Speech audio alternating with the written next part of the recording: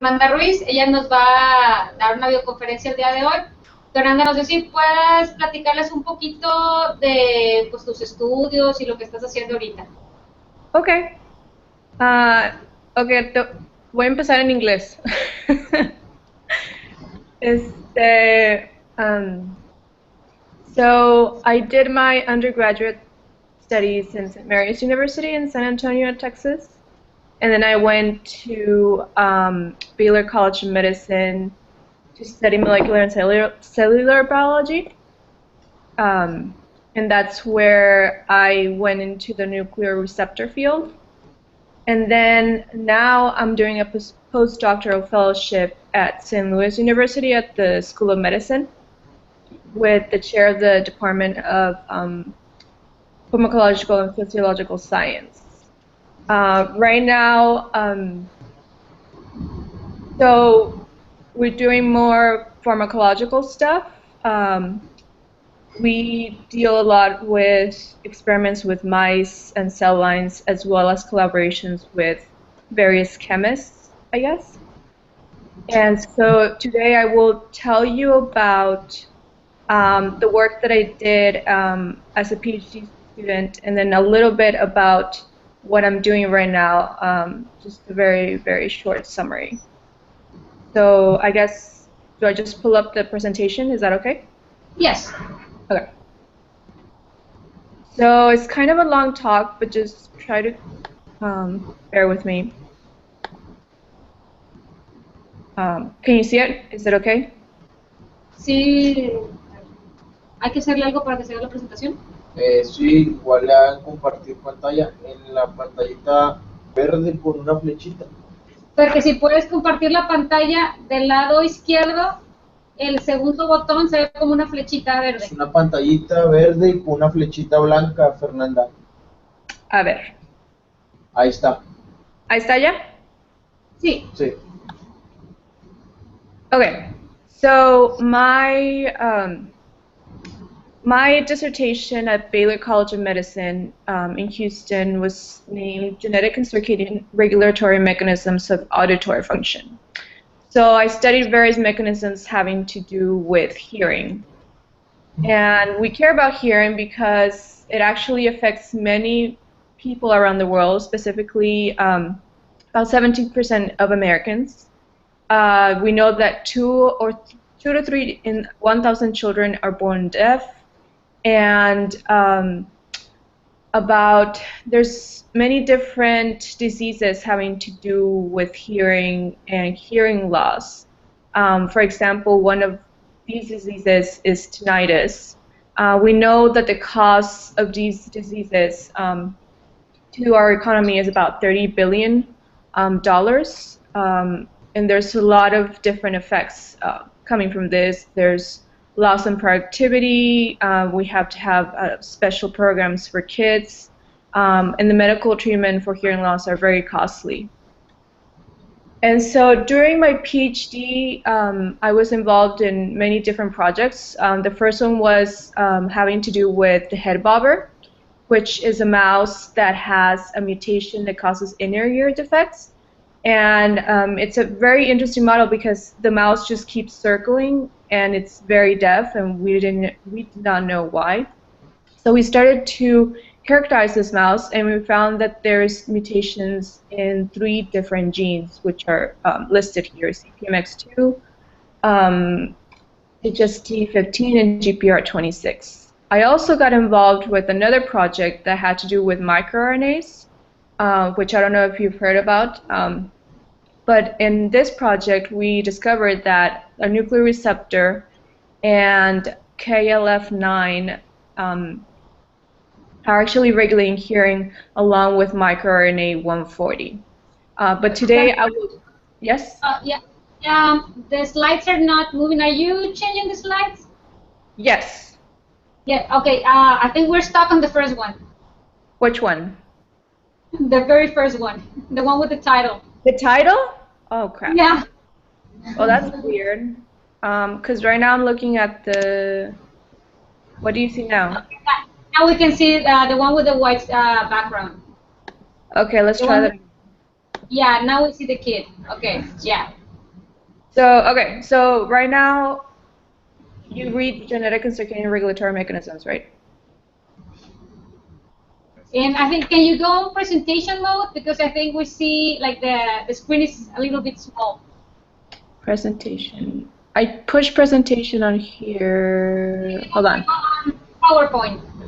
Like the bottom, like in the bottom.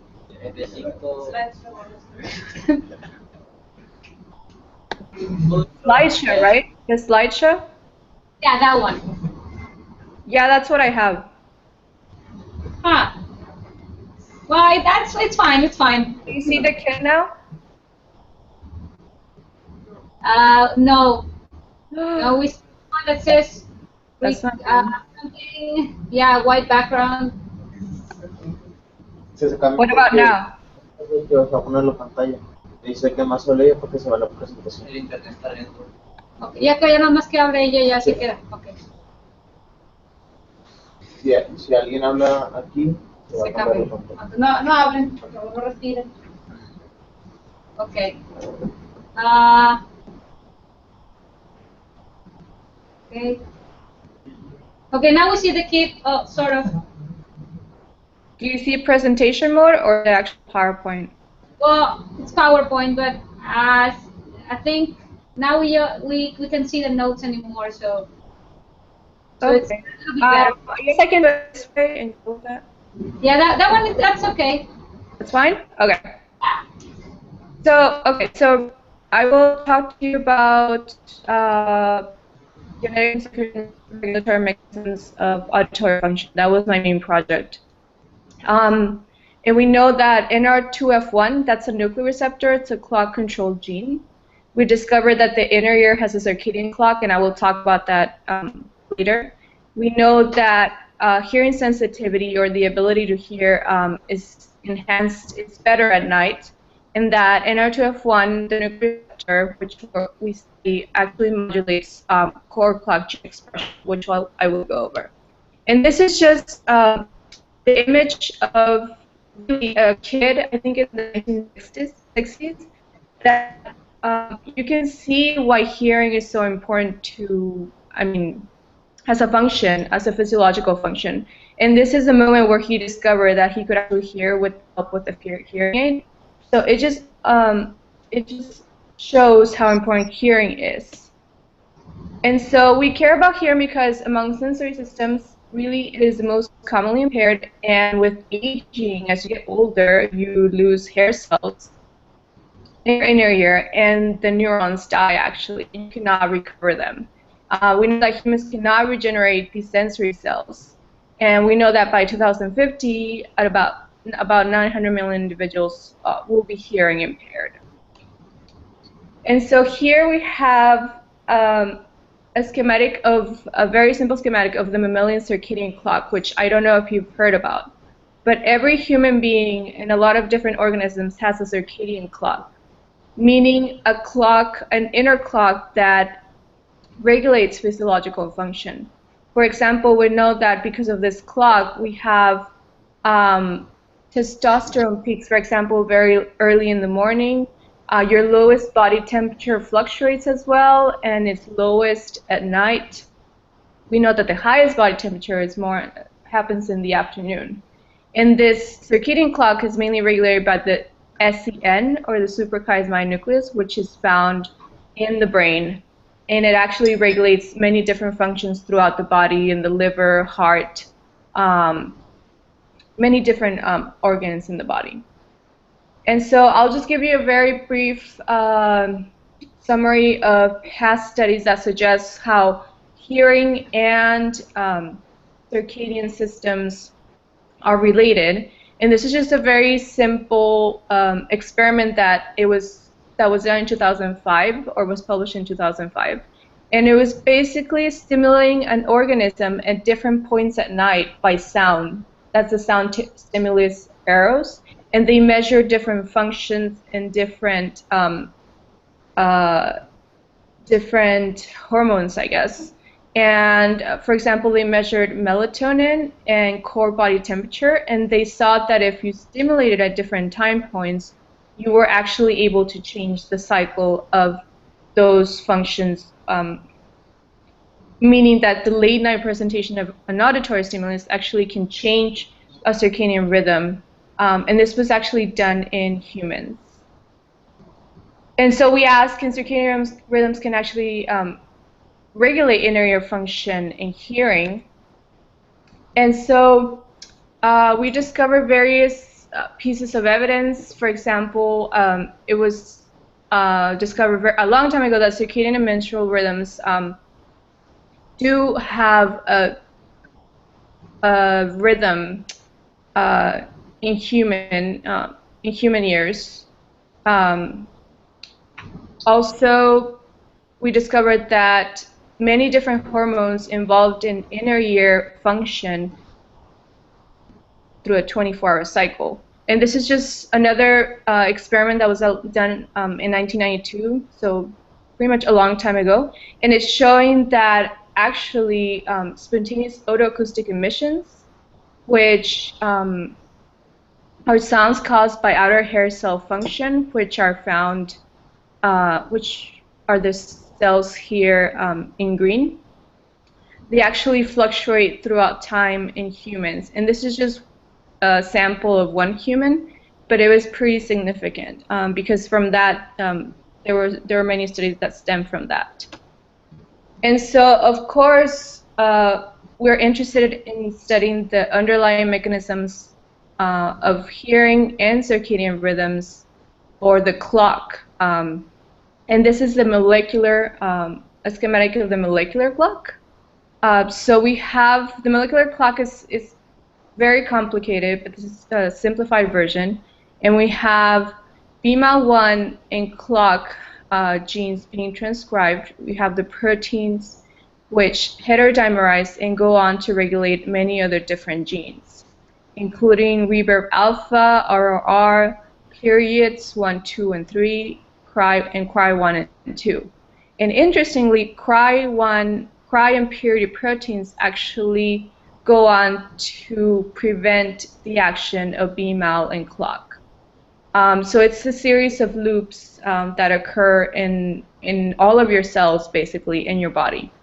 And we have here another part of the regulation is that reverb, sorry, it's this one.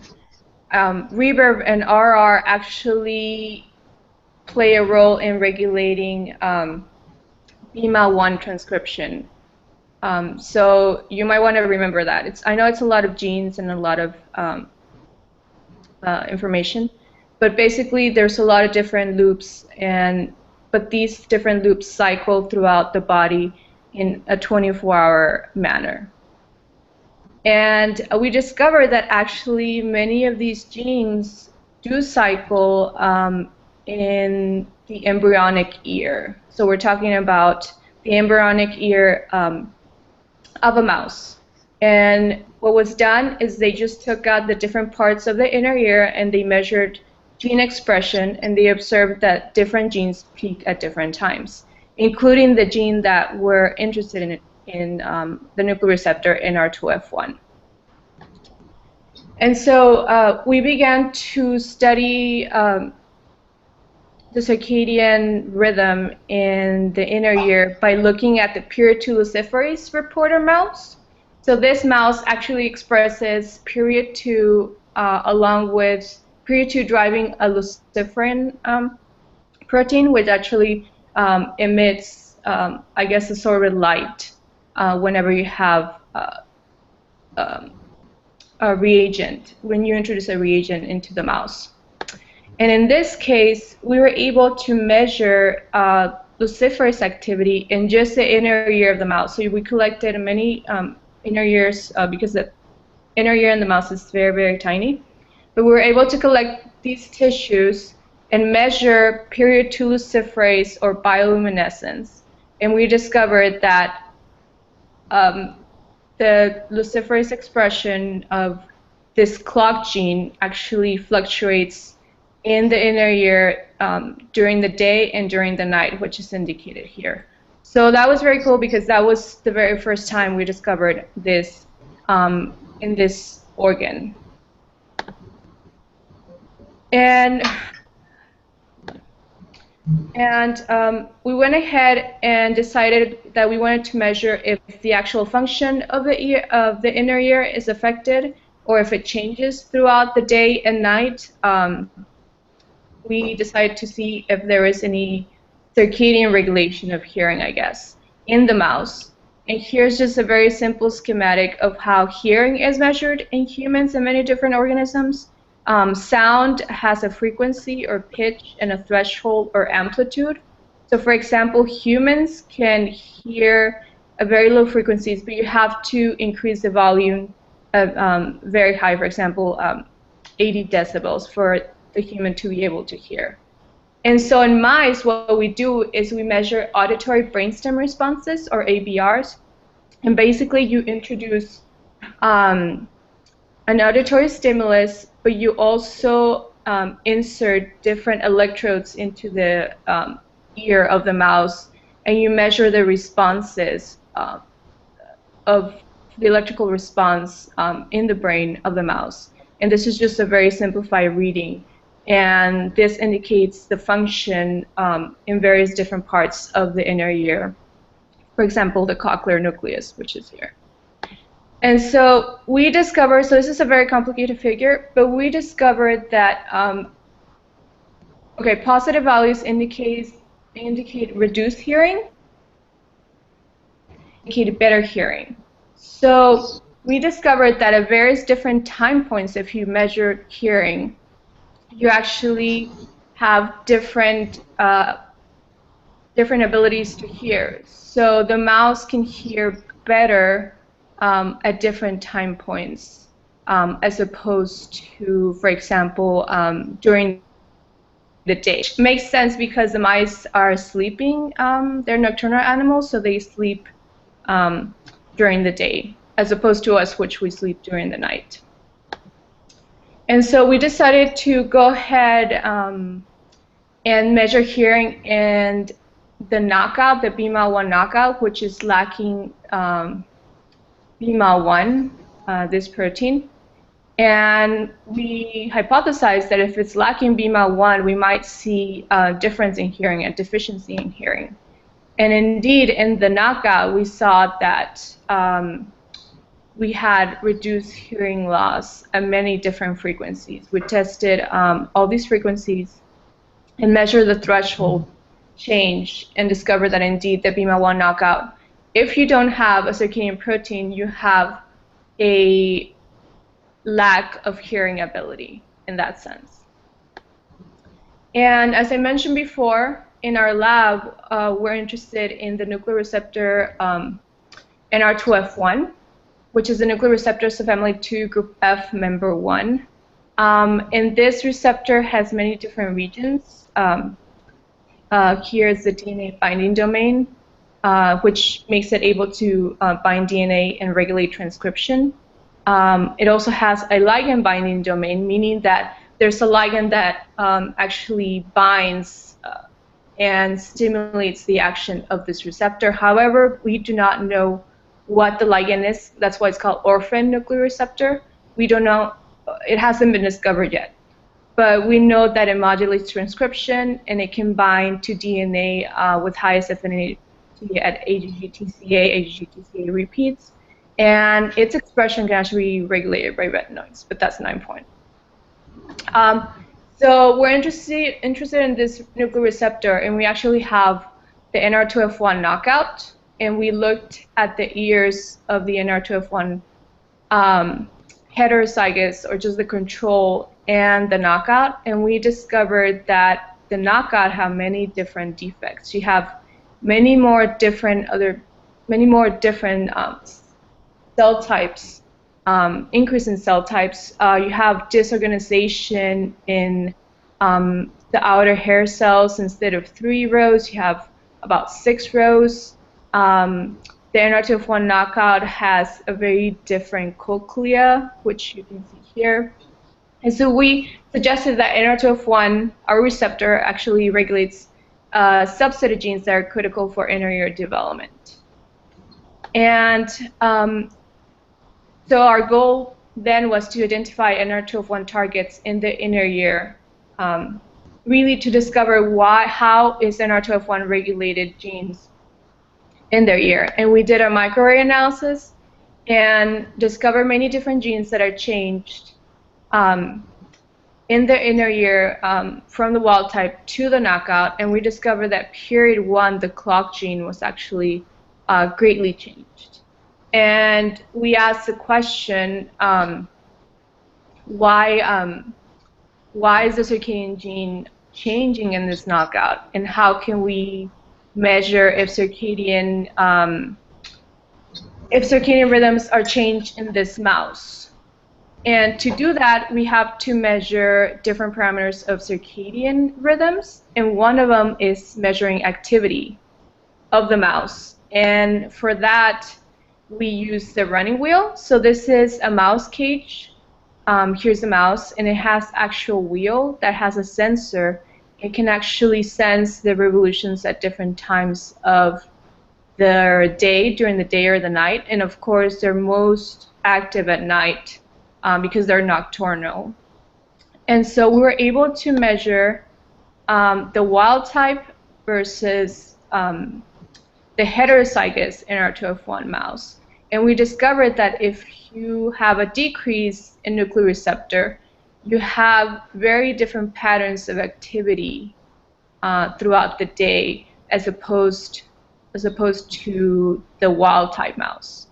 So that was very interesting because NR2F1 never had a role in circadian rhythms, but we discovered that if you lack NR2F1, you have a disruption of these rhythms throughout the whole body, as you can see, because this is the mouse that is actually in the wild type, not running here and being very active at this time point. But when you lack that protein, the activity really is very different and is not regulated correctly. And so we decided to measure hearing loss in the NR2F1 heterozygous, and we saw at different time points at 2 and 5 months, and we saw that indeed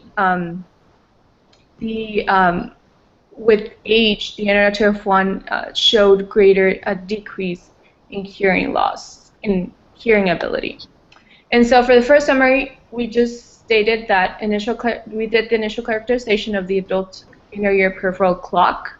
We discovered that hearing sensitivity is enhanced during the night in the mouse while it's decreasing during the day, and that BMAL1, the clock protein, and the NR2F1, the nuclear receptor, actually very important and result in loss of circadian rhythms and hearing loss.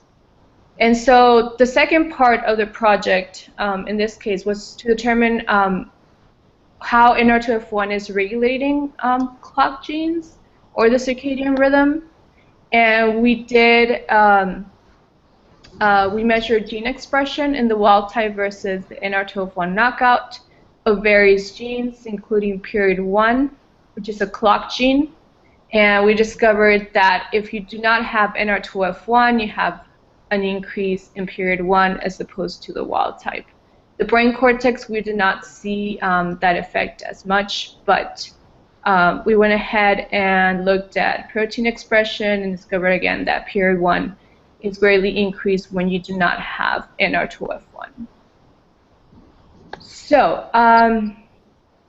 we went ahead and measured gene expression in the inner ear, again, of many of the different genes, and we discovered that, for example, period 1 and CRY1 are affected or are increased when NR2F1 is deficient in this case. We saw a similar effect in HEK293 cells, where we transfected either GFP alone or GFP NR2F1. So we introduced more NR2F1 and discovered that gene expression was very different for many genes, including CRY1, BMAL1, which I've talked to you about, period 2. And went ahead and measured gene expression in mouse embryonic fibroblasts, which are fibroblast cells that are taken from the embryos of the mice.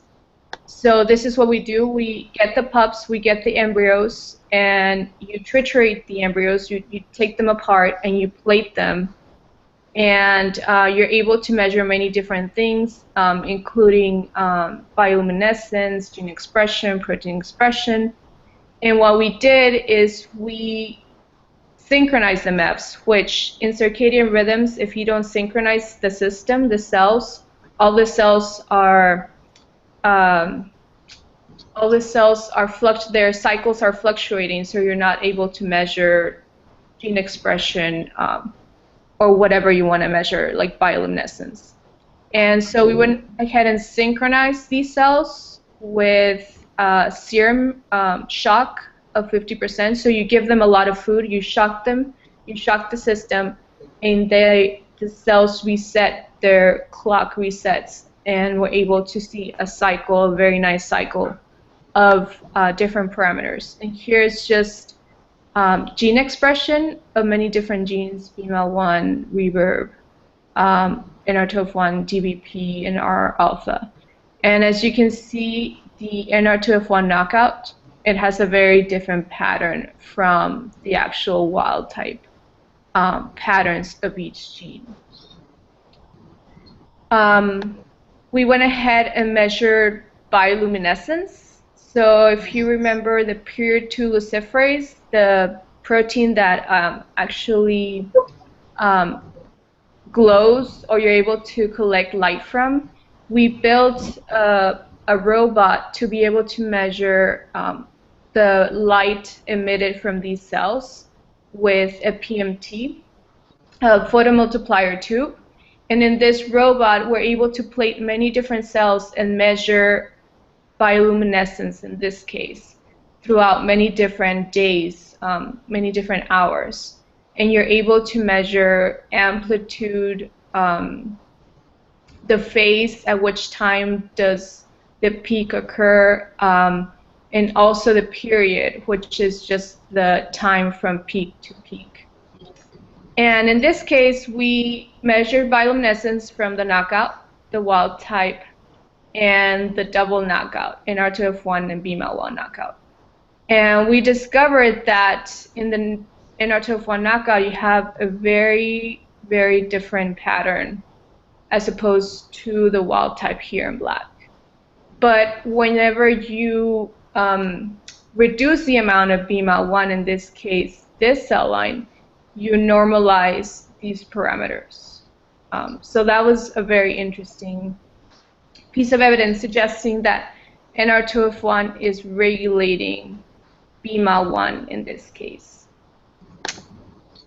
And so we wanted to know, is NR2F1 really regulating BMAL1 at the promoter? Because remember, NR2F1 is a nuclear receptor, so it binds the promoters of many different genes and is able to either promote transcription or prevent transcription. And to study this, we introduced different mutations in the promoter of BMAL1 that was fused to a luciferase gene. And with that, if luciferase is driven by the BMAL1 promoter, we're able to see luciferase activity. In this case, this is just the wild type, and these are different binding sites that we thought NR2F1 might be binding to. And so with the different mutations, we observed luciferase activity. And as you can see, luciferase activity changed drastically from the wild type, which is here, with these 3 different mutations. This mutation, this one of the RRE2, and this one at 147. But we focused on the RRE2 because that's a very significant and important site for regulation of BMAL1, of the BMAL1 gene. And so we went ahead and asked if NR2F1 is actually binding to this site by doing CHIP. So chromatin immunoprecipitation, and we discovered that NR2F1 can actually bind at the RRE2 and BMAL1 at different time points. So CT0, that's very early in the morning. That's when the lights get turned on, and that's 6 a.m. If the mice are kept in a 6 a.m., 6 p.m. cycle. CT13 is an hour after the lights are turned off, so it's about 7 p.m. And so we collected, this is brain tissue. We collected the brains of many different mice at these two different time points and measured NR2F1 binding at the RRE2 and BMAL1. And we discovered really that NR2F1 is enriched at different quantities at different time points. It's highly enriched at CT0 in the early morning, but it lowers, the binding lowers at CT13.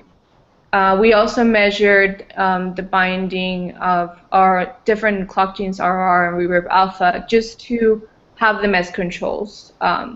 Because we know that RR and reverb can actually regulate BMAL1 at RRE2 as well.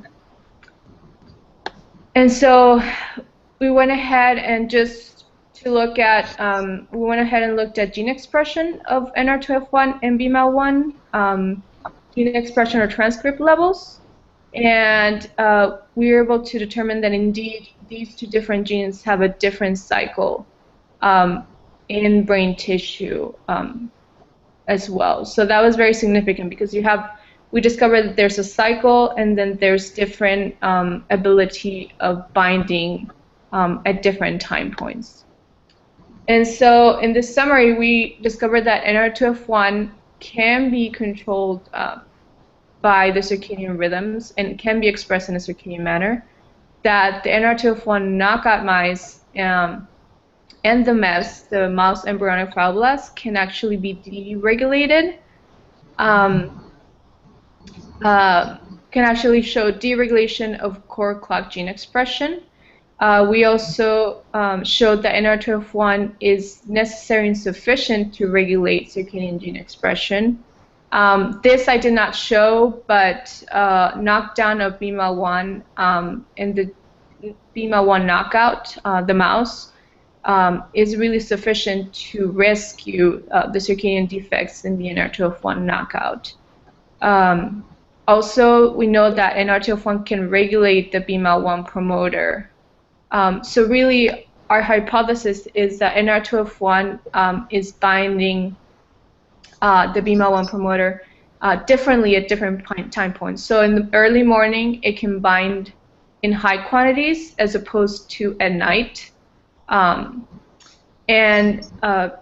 That really translates in perhaps regulation of auditory function, meaning that auditory function, just like metabolism, sleep-wake cycles, and behavior, can actually be regulated in a circadian manner. So we can hear differently from day to nighttime. And so with that, there's many different future studies that are being done right now in the lab. I'm not there anymore, but there's many different things that other students are doing in the lab, which I will not go into right now. But right now what I'm doing is, if you remember reverb, so I was very interested in this protein after my PhD because it has many different functions. And Tom, my current boss, is very interested in these nuclear receptors as well. So there's two different forms, reverb alpha and reverb beta. And we know that the natural ligand is heme, which you see the structure here, and that this was published in 2014 by our lab and other collaborators. And our boss, along with other chemists that we collaborate with, actually developed different drugs. And one of them is 9009, which got a lot of attention. It was published in Nature, and really this drug actually mimics the effects of exercise on muscles. So you give the drug to the mouse, and the mouse actually loses weight. It affects their metabolic activity, and they can run, I guess, faster for longer times. So that was very interesting to me. And right now we're developing different drugs that stem from 9009. There's one that we're testing right now, 9011. There's a new one that's 1067 compound that we call, I guess. And very interestingly, these compounds show anxiolytic activity. That means that it's affecting their behavior. So what I'm interested in is seeing how these different drugs affect the behavior of different organisms, including the mouse. But ultimately, we want to take this drug and be able to give it to humans and treat many different diseases in a way. And I'm mostly interested in their behavior, especially schizophrenia, Alzheimer's disease. So that's one of the compounds that I'm working with. And this is just part of the paper that was published in 2012 by Laura in our lab. She's at Scripps right now in Florida, but that's just gene expression from the mouse, from wild type versus the drug-treated mice. And we see that circadian gene expression is dramatically changed, as well as running activity, other gene expression. It actually helps keep the mice awake, which is pretty interesting. But that's what I'm doing right now. And so with that, I just want to show you all the people that were involved in my PhD. So that's my previous boss, previous mentor, my committee, which you have a committee during your PhD that actually helps you during graduate school, as well as many different collaborators that we work with. And of course, you have to get hopefully grants and training, grants that help you with your training at some point. So I guess that's it. And if you have any questions, I can go ahead and answer them. Thank you, Fernanda. You guys have any questions? Anything? I know it was a lot of information, but No worries. ¿Qué cosa?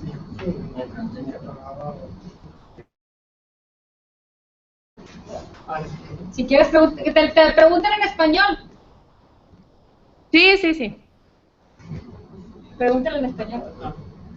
Bueno, en la presentación decía que como suprimía o no sé qué significaba knockdown ciertos genes para ver la correlación que tenían con otros, pero ¿cómo es que lo suprimía? Ok. Bueno, por ejemplo, con los ratones, los ratones son knockouts. Hay varias técnicas para ¿cómo se dice?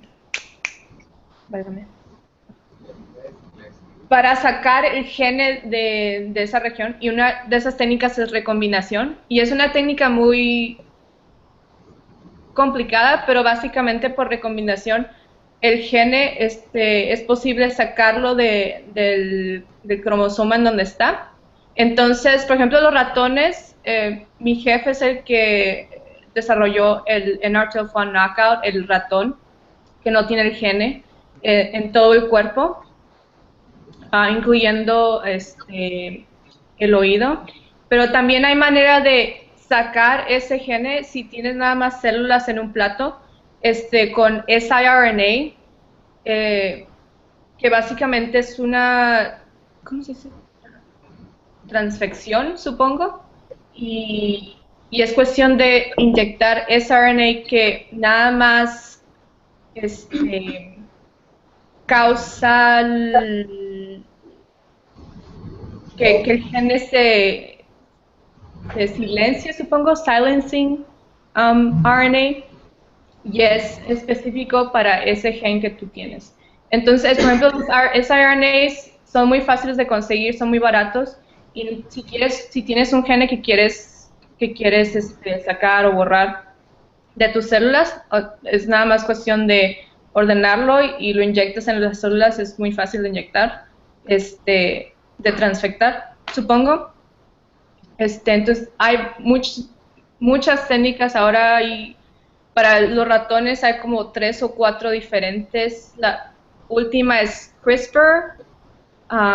No sé si han escuchado de esa técnica que es CRISPR, CRISPR. Y ahorita todas esas técnicas son muy, muy baratas de conseguir, son como $400 nada más. Y sacas tu ratón y tienes para estudiar cualquier gene que quieras estudiar. Pero no sé si contesté la pregunta muy bien, pero... sí, nada más me surgió otra. Pues dice recombinación, y me imagino que sí, o sea, que consiguen un RNA para que suprima al otro gen. Eso implica que haces otro ratón, o dentro del mismo ratón se recombina, o sea, haces otro ratón para tener para tener ese gen suprimido, o un ratón vivo, lo inyectas con ese RNA que va a suprimirlo y ya no se expresa. Por ejemplo, con el sRNA, ahora lo puedes inyectar a un ratón y a las células que quieras y suprimir ese gen en cualquier tejido. Entonces, por ejemplo, ahorita es lo que está haciendo un chavo en mi laboratorio. Él estudia cáncer y tiene sRNAs para varios genes, y él nada más está interesado en el páncreas, creo, entonces nada más lo inyecta y ese sRNA es específico para el páncreas, para ese gene, y es posible estudiar ese tejido nada más en ese ratón, supongo. Entonces hay varias cosas que puedes hacer. Por ejemplo, ahorita yo estoy trabajando con el ratón que es Reverb Flux. Entonces tiene las 2 regiones que se llaman LOXP, y hay otro ratón que es el ratón que está expresando CRE, la proteína. Entonces, si tienes esas regiones y lo cruzas con el ratón que tiene CRE, los bebés van a expresar CRE y el gen con esas regiones, con el gen Reverb, con esas regiones. Y entonces, si tienes esas regiones CRE, la proteína va y corta esas regiones, entonces puedes crear un knockout, un conditional knockout, condicional de Reverb. Entonces, eso es otro sistema que se puede usar. Entonces, ahorita tienes el CRE-LOCK system, el que es condicional, tienes el que es nada más knockout, que es desde el principio, o sea, no tienes el gen. Tienes los knockouts por siRNA. Hay muchas maneras de hacer eso. Y es más fácil empezar con células, porque células nada más puedes poner lo que quieras, cualquier tipo de reactivo, y medir muchas cosas. Entonces empezamos con las células y de ahí ya vamos subiendo a ratones o lo que quieras, cualquier otro organismo que quieras usar. Pues Fernanda, pues muchas gracias por la videoconferencia. Yo creo que a todos se les hizo muy interesante. Entonces, bueno, espero que otra vez nos puedas apoyar en un futuro. No, claro, gracias a ustedes.